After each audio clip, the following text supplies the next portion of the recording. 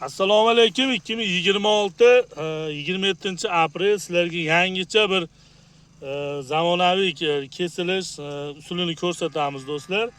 Do'stlar, mana shu daraxtimiz yaqinda ekilgan, martda 5-ida ekilgan Pink Lady daraxtimiz. Buni qanaqa qilib parvarish qilish kerak, hozir yoshligidan ko'rsataman do'stlar.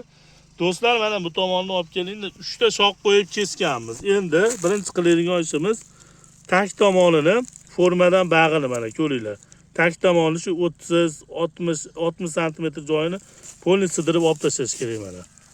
Hozir nimaga sidirganimni ham aytib o'tib. Keyin yana birga do'stlar mana ichki tomonida ko'rsatingda mana holatini mana ko'ringlar. Ko'ryapsizlar do'stlar. Mana shu holatda qilib ablonka qilish kerak va oshiqcha shoqini olib tashlash kerak. Shunda ko'chat yana yilga xudo xolasa katta yirik bo'lib mevaga o'tirishi ham tez bo'ladi. Pasrog'ini mana past tomonida mana shu holatda mana shu olib tashlanadi.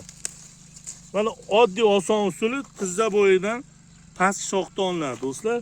Yana shu holatda ichki tomondan olib mana bunday qilib ablonka qilish kerak do'stlar. Mana kerakli bema'ni shoxlarni olib tashlalyapti.